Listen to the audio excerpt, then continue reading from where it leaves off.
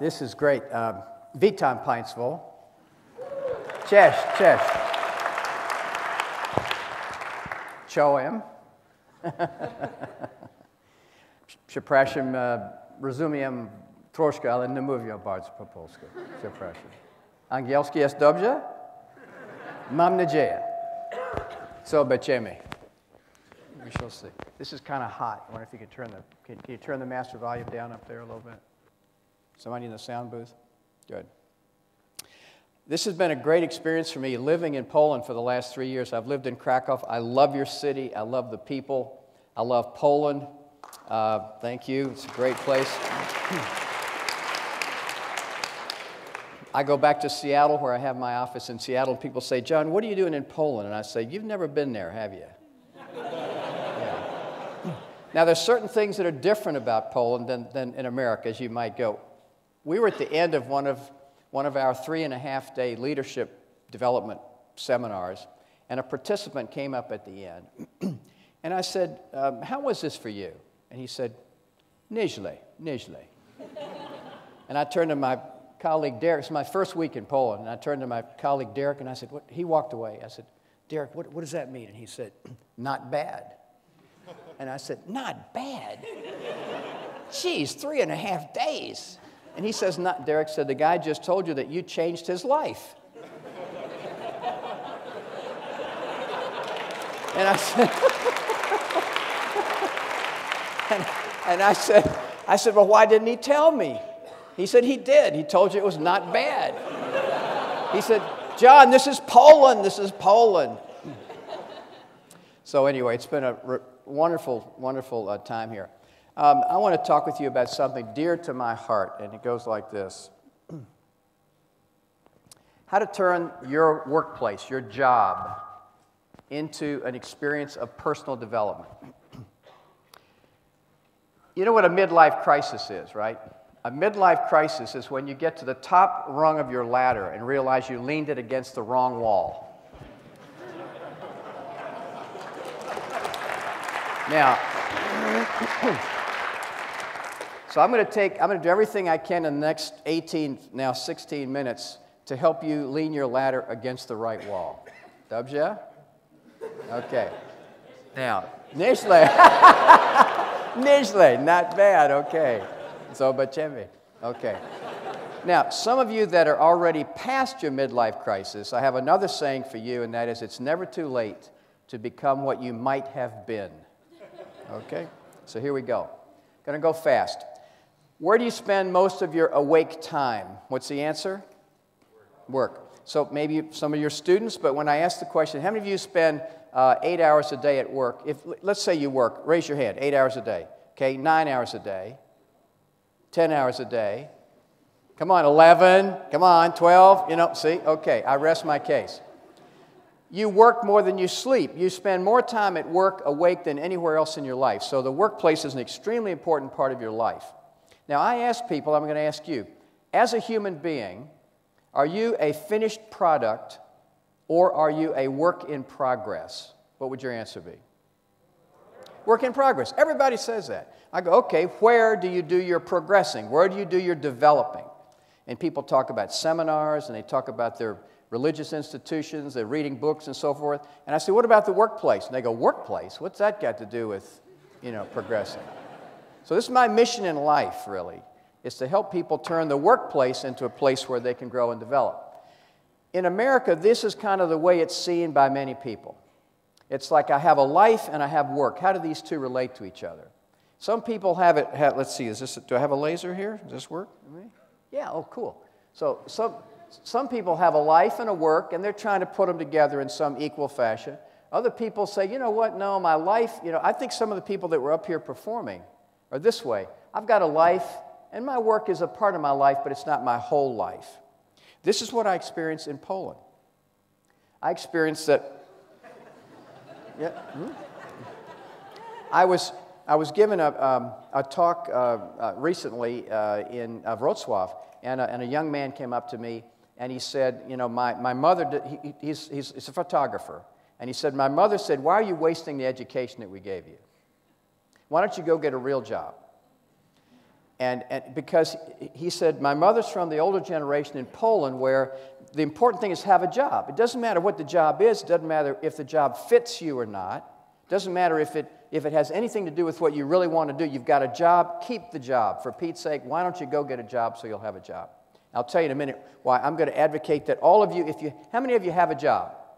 Okay, in a minute you're going to see I'm going to advocate that you quit your job, so stand by. Now, don't get nervous, it's all right. This is what I notice a lot in Poland.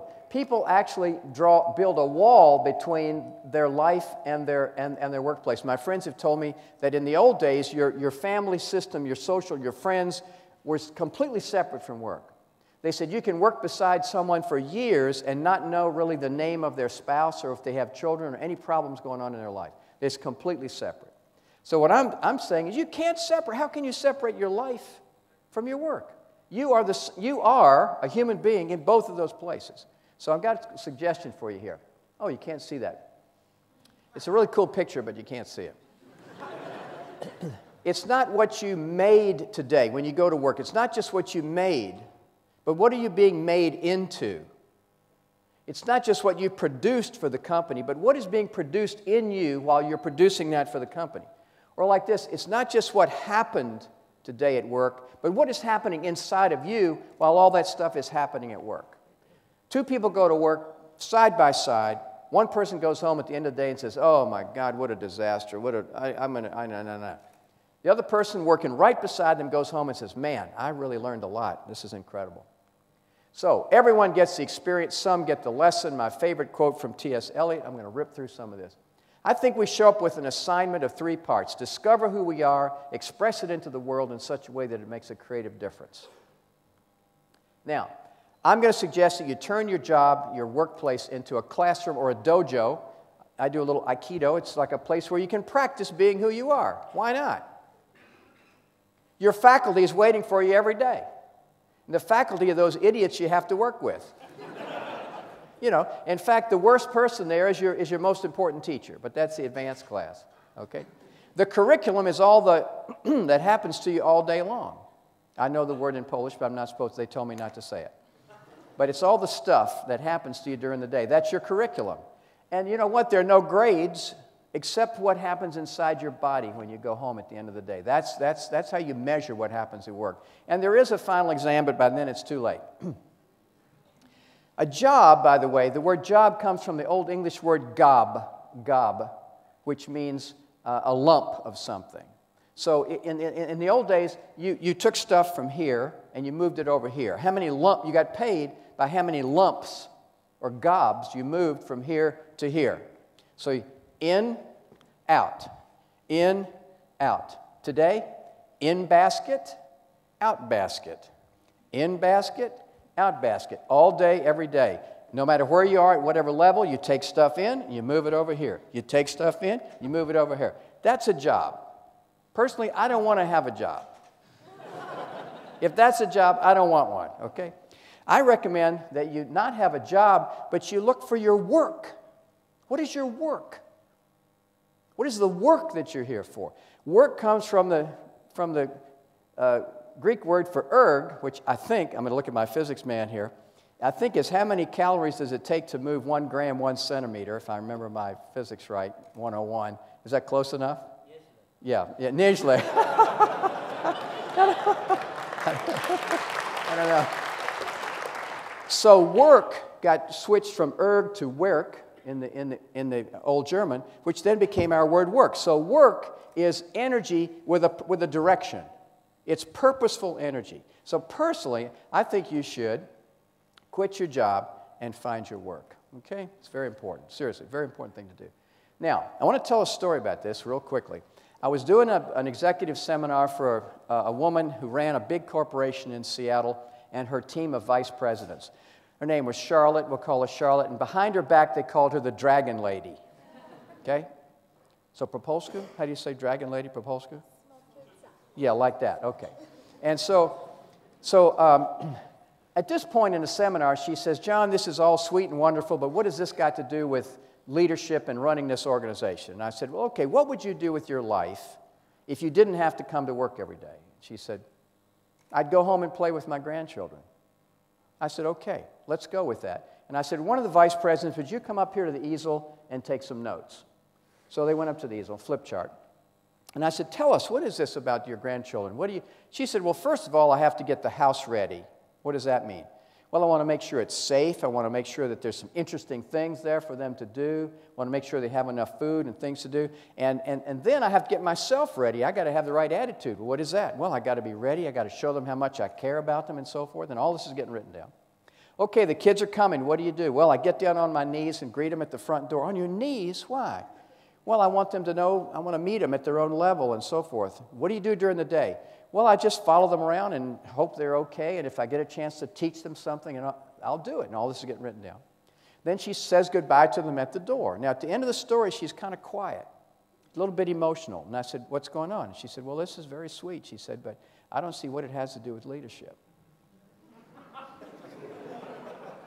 So I've got of course, I'm the consultant, right? So I'm scared half to death that there's not going to be any connection between this and she's not going to find it. But I look at the flip chart and I said, well, let's just look at this, look at that, and tell me what you see. And she read it. And I said, maybe this is another description of you as the leader of this organization. And she said, Moi Bože. No, she said, oh my God, she said. She said, my God. She said, do you mean that I could bring the grandmother to work? And all of her vice presidents were going, oh, God, yes, oh, please, you know. And so it's really interesting. I came back 3 months later to do some follow-up, and the receptionist at the front desk is like 3 levels down from this executive team, 4 levels. She said, John, come here.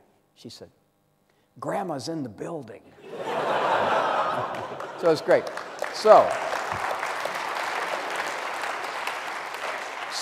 the question I have for you is, who is that lives in you that you need to bring to work? See.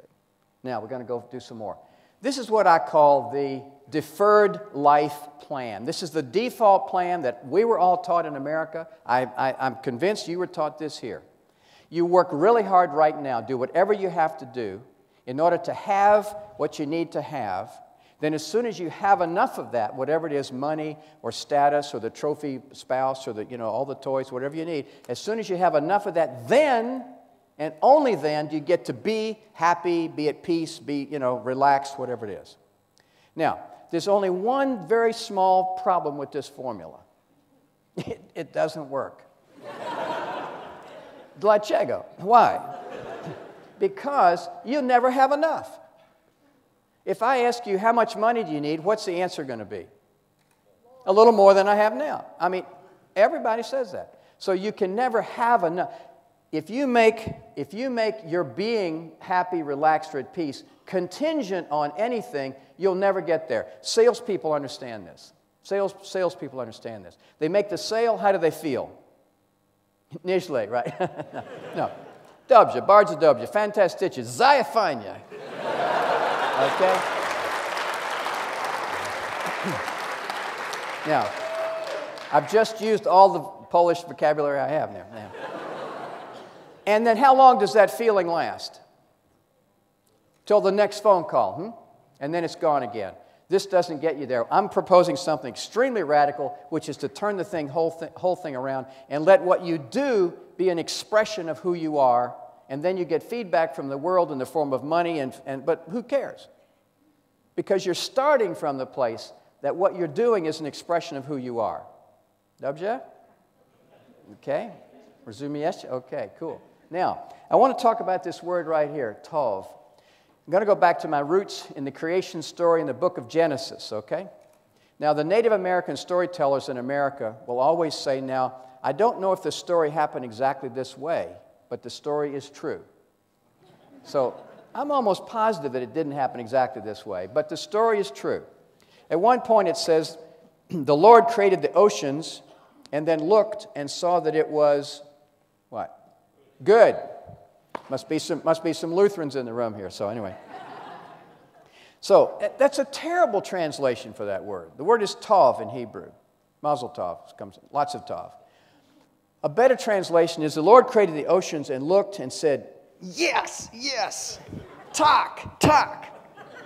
That's what I'm talking about. That's what I'm talking about. Yeah, yeah, yeah, yeah.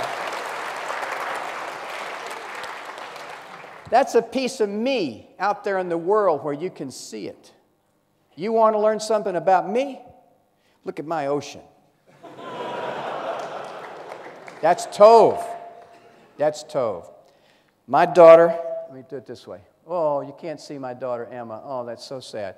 My daughter Emma is 23. She's going to school in Paris, France, studying theater, dance, and voice. And she started dancing when she was, could walk.